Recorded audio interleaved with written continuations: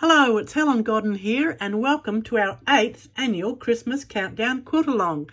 Bear with me as I show you how to trace the design and how we're going to get ready to quilt each little bauble each day leading up to Christmas. Thanks for joining in. Have fun.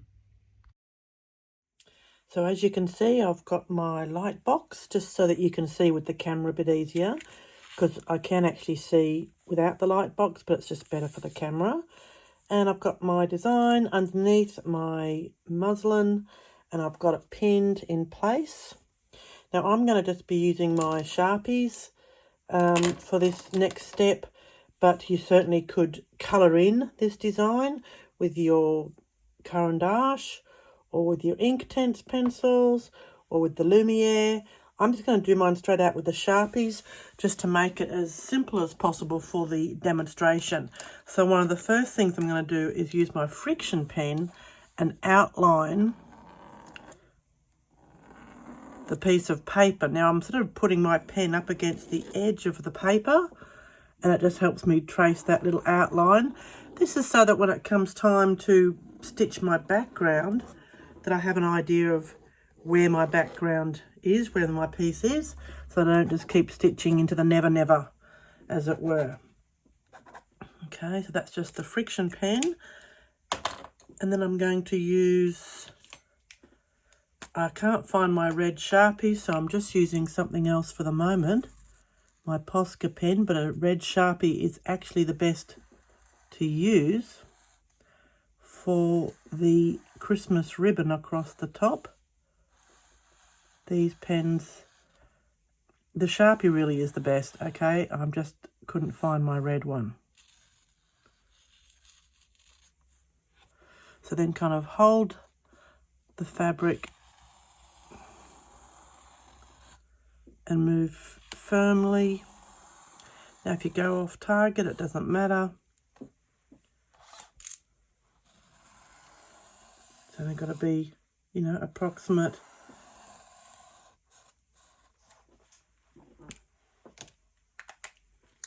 And then I couldn't find my yellow Sharpie, so I'm going to come in here with my yellow. Now all the others are going to be black for my demonstration. Now you could certainly have these be all different colours. You could use any of your colouring in favourite pencils or whatever. See, that's what you've got to be careful of. That's the trouble with the Posca, okay? Whereas Sharpie will not do that. Just saying. Copyright free Christmas music, copyright free Christmas music, put it in here, Christmas music, copyright free Christmas music. Copyright free Christmas music, copyright free Christmas music, put it in here, Christmas music, copyright free Christmas music. Copyright free Christmas music, copyright free Christmas music, put it in here, Christmas music, copyright free Christmas music. Copyright free Christmas music, copyright free Christmas music, put it in here, Christmas music, copyright free Christmas music. Right, I hope you've finished with your Sharpie. You're probably a little bit high now from all that Sharpie juice. It's got a very distinct smell, doesn't it?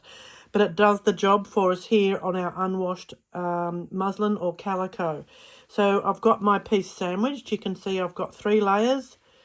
We've got backing and batting. Okay, I've just gone with a cotton batting. Nothing very fancy, it's just a little wall hanging.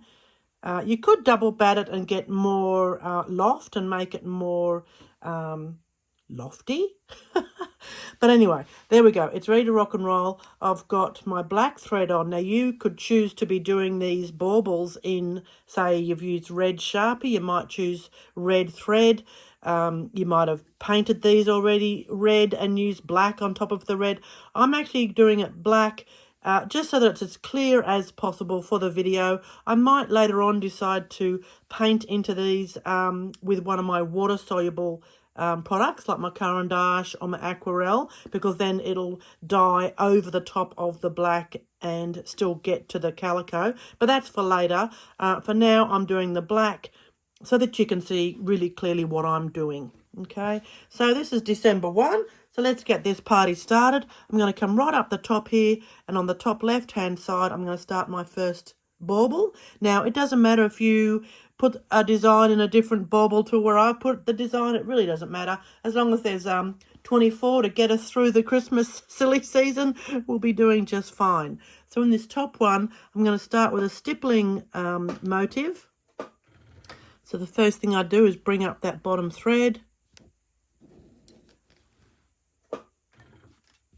And I'm going to stitch my way around the bauble,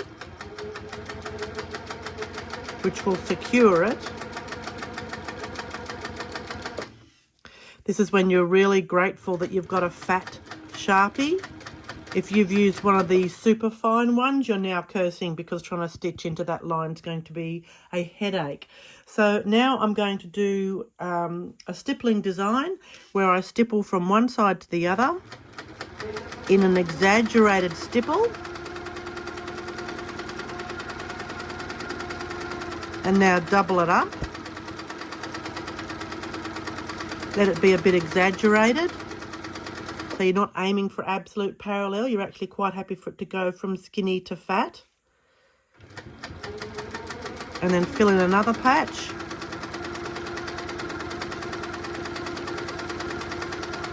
And then stitch in that edge again.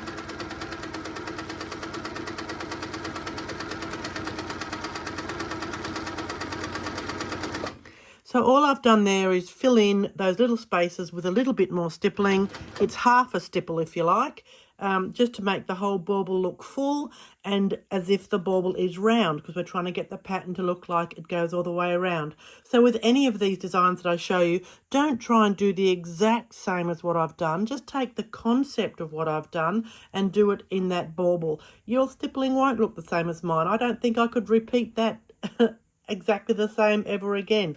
But that's the design for the first day. And yeah, so just some stippling. And remember to have that needle going fairly fast, even though we're going very slowly with our hands, because we still want those stitches to be nice and small to give us that illusion of a flowing curve. So there you go. That's December 1, done and dusted. As easy as that. I will see you tomorrow. Same time, same channel. See you later. Bye-bye.